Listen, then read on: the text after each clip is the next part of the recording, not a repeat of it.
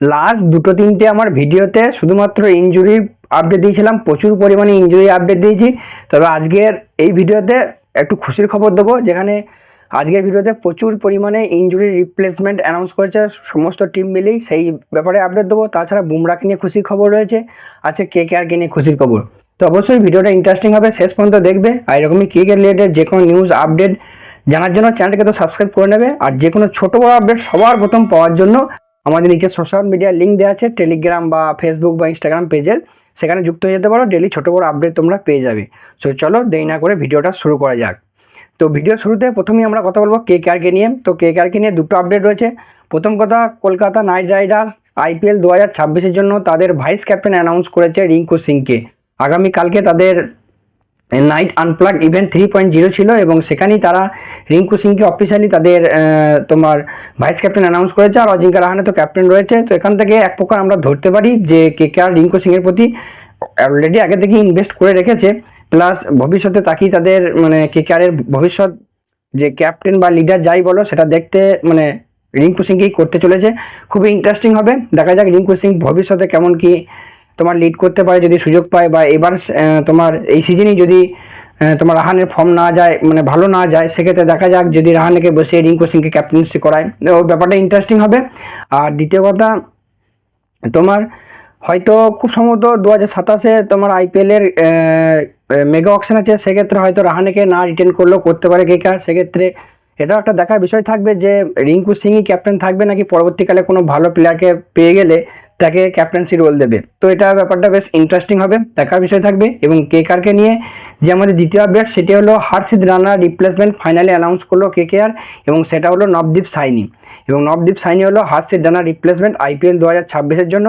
এবার কিছুটা বলতে পারো লাইক টু লাইক রিপ্লেসমেন্ট, আবার কিছুটা নয়ও বলতে পারো, কারণ হর্ষিত রানা যথেষ্ট ব্যাটিংয়েও ব্যাকআপ দেয় বা ব্যাটিংটা মোটামুটি ঠিকঠাক করে, যেটা নবদীপ সাইনি পারে না।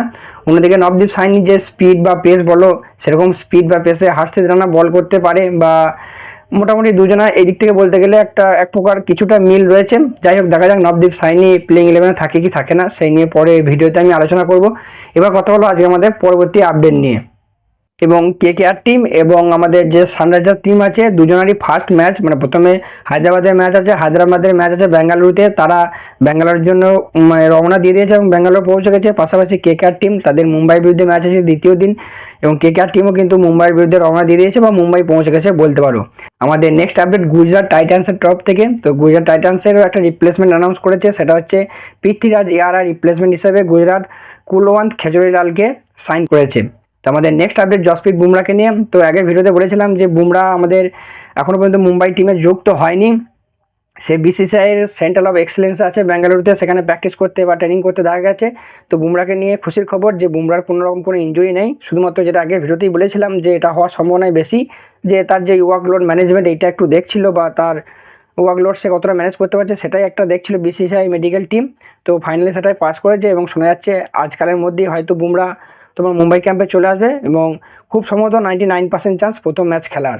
আমাদের পরবর্তী আপডেট দিল্লি ক্যাপিটালস টিমের তরফ থেকে। তো দিল্লি টিমের বেন ডাকেট সে আইপিএলের আগে আইপিএল 2026 থেকে তার নিজের নাম তুলে নিয়েছে, যেখানে কারণ হিসেবে সে বলেছে যে সে ইংলিশ ক্রিকেটের উপর বা তার দেশের হয়ে ক্রিকেট খেলার উপর বা দেশের হয়ে খেলার জন্য সে সেই জায়গায় বেশি ফোকাস করতে চায়, সেই জন্য আইপিএল থেকে তার নাম তুলে নিচ্ছে।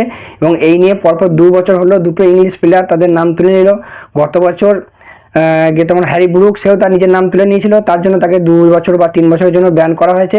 এবং এবছরও আরও একজন ইংলিশ প্লেয়ার বেন ডাকেট, সেও কিন্তু নিজের নাম তুলে নিল। এবং ইন্টারেস্টিং ব্যাপার, দুজনে কিন্তু দিল্লি ক্যাপিটালসের মেম্বার ছিল। আগের বছর হ্যারি ব্রুকও ছিল, এবছর তোমার বেন ডাকেটও রয়েছে। তো এবার আইপিএলে যে নতুন নিয়ম, সেই নিয়ম অনুযায়ী যদি কোনো প্লেয়ার নাম রেজিস্টার করার পর নিজের নাম তুলে নেয়, মানে কোনো রকম পার্সোনাল নয়, কোনো রকম ইনজুরি বা বিশেষ কারণ ছাড়া, সেক্ষেত্রে তাকে 2-3 বছরের জন্য ব্যান করা হতে পারে, এরকমটাই আইপিএলের নিয়ম। তো খুব সম্ভবত বেন ডাকেটও 2-3 বছরের জন্য আইপিএল থেকে ব্যান হতে পারে। তবে এই নিজের নাম তুলে নেওয়ার পর বেন ডাকেট নিজের একটা অ্যাপোলোজাইজ ইনস্টাগ্রাম স্টোরি দিয়েছে, যেখানে সে টিম ম্যানেজমেন্টের কাছে, দিল্লি টিমের ফ্যানেদের কাছে ক্ষমা চেয়েছে। তো যাই হোক, এবার কথা বলো আজকে আমাদের পরবর্তী আপডেট নিয়ে, সেটি হলো চেন্নাই সুপার কিংস টিমের তরফ থেকে। তো চেন্নাই টিমও তোমার গিয়ে একটা রিপ্লেসমেন্ট সাইন করেছে, সেটা হচ্ছে গিয়ে স্পেন্সার জনসনকে ন্যাথান এলিসের রিপ্লেসমেন্ট হিসেবে। তোমরা যদি আমার যে কোনো মানে সোশ্যাল মিডিয়া বলো বা টেলিগ্রাম বলো, যদি ফলো করে থাকো আজ থেকে এই আপডেটটা আমি 4-5 দিন আগে দিয়ে দিয়েছিলাম যে স্পেন্সার জনসন খুব সম্ভবত চেন্নাই টিমে নেথান এলিসের রিপ্লেসমেন্ট হতে পারে। যারা ফলো করছো তারা জানবে, আর যারা ফলো না করো তাদেরকে বলবো অবশ্যই টেলিগ্রামে যুক্ত হয়ে যাও, সেখানে সব আপডেট সবার আগে পেয়ে যাবে। তো তার যে আজকে যে অফিসিয়াল অ্যানাউন্সমেন্ট স্পেন্সার জনসনের, সেই অ্যানাউন্সমেন্ট চলে এসেছে এবং একটা ইন্টারেস্টিং ব্যাপার সেখানে মেনশন করা হয়েছে মানে চেন্নাইয়ের অফিসিয়াল পেজ থেকে, যেখানে বলা হয়েছে সে কিন্তু প্রথম দিকে চেন্নাই ক্যাম্পে আসবে না, সে যুক্ত হবে এপ্রিল মাসের 21 থেকে 23 তারিখের মধ্যে। 21 থেকে 23 তারিখের মধ্যেই চেন্নাই ক্যাম্পে যুক্ত হবে। হয়তো হতে পারে কোনো বিশেষ কারণ আছে সেই জন্যই হয়তো যুক্ত হতে পারবে না। বাকি এই ব্যাপারে নেক্সট কোনো আপডেট পেলে তোমাদেরকে জানাবো। তবে আরেকটা ইন্টারেস্টিং ফ্যাক্ট বলে রাখি, স্পেন্সার জনসনের আইপিএলে যা স্যালারি পাবে সেক্ষেত্রে তার থেকে সে পিএসএলে তার স্যালারি কিন্তু বেশি ছিল, তা সত্ত্বেও সে পিএসএল ছেড়ে দিয়ে আইপিএলে চলে এসছে। এটাই হচ্ছে আইপিএলের মহিমা বলতে পারো, বা আইপিএলের জনপ্রিয়তা বলতে পারো, বা আইপিএলের ভ্যালু বলতে পারো পিএসএলের থেকে। তো এবার কথা বলো আজ আমাদের পরবর্তী আপডেট নিয়ে, সেটা হচ্ছে হায়দ্রাবাদের তরফ থেকে। তো হায়দ্রাবাদে ঈশান মালিঙ্গা যে চোটের জন্য ভুগছিল, আমি তোমাদেরকে বলেছিলাম সে ক্লিয়ারেন্স সার্টিফিকেট পায়নি, কিছুদিন আগে পর্যন্ত পাইনি, সেটাও আমি বলেছিলাম। এবং দুদিন আগে একটা ভিডিওতেও বলেছিলাম যে সে তোমার ক্লিয়ারেন্স সার্টিফিকেট পেয়েছে এবং খুব সম্ভবত 2-1 দিনের মধ্যেই হায়দ্রাবাদ ক্যাম্পে যুক্ত হবে। ঠিক সেরকমটাই হয়েছে, ঈশান মালিঙ্গা শ্রীলঙ্কান ফাস্ট বোলার, সে কিন্তু হায়দ্রাবাদ ক্যাম্পে যুক্ত হয়ে গেছে। আর এবার কথা বলো আজকে আমাদের লাস্ট এবং ফাইনাল আপডেট নিয়ে, সেটা হলো কেন উইলিয়ামসনকে নিয়ে। তো লখনৌ টিমের প্র্যাকটিস সেশনে বা প্র্যাকটিস ম্যাচে, ইন্টার স্কোয়াড প্র্যাকটিস ম্যাচে কেন উইলিয়ামসনকে দেখা গেছে, যেখানে কেন উইলিয়ামসনকে নিয়ে এখনও পর্যন্ত লখনৌ তরফ থেকে কোনো অফিসিয়াল অ্যানাউন্সমেন্ট আসেনি। তবে যেটা শোনা যাচ্ছে সে মানে উইলিয়ামসন আর কি লখনৌ টিমের স্ট্র্যাটেজিক অ্যাডভাইজার হিসেবে যুক্ত হয়েছে। অবশ্যই আমি পার্সোনালি বলবো খুবই ভালো ডিসিশন লখনৌ টিমের তরফ থেকে, কারণ কেন উইলিয়ামসনের মতো ঠান্ডা মাথার প্লেয়ার, একজন এত এক্সপিরিয়েন্সড ক্যাপ্টেন, ইন্টারন্যাশনাল প্লেয়ার, আমি কেন উইলিয়ামসনকে আমি পার্সোনালি খুব হাইলি রেট করি। তো অবশ্যই লখনৌ টিমের জন্য কিন্তু তোমার উপকারী হবে এবং যথেষ্ট উপকার হবে। তো সেই কীরকম কাজ করা যায়, করে কতটা অ্যাক্টিভ তবে সেটা একটা দেখার বিষয়, সেটা আইপিএল চলাকালীন আমরা তো দেখতেই পাবো। তো মোটামুটি এই ছিল আজকে ভিডিওর আপডেট। ভিডিওটা ভালো লাগলে অবশ্যই লাইক করে দিও, বন্ধুদের সাথে শেয়ার করে দিও। তো চলো দেখা হচ্ছে পরবর্তী ভিডিওতে।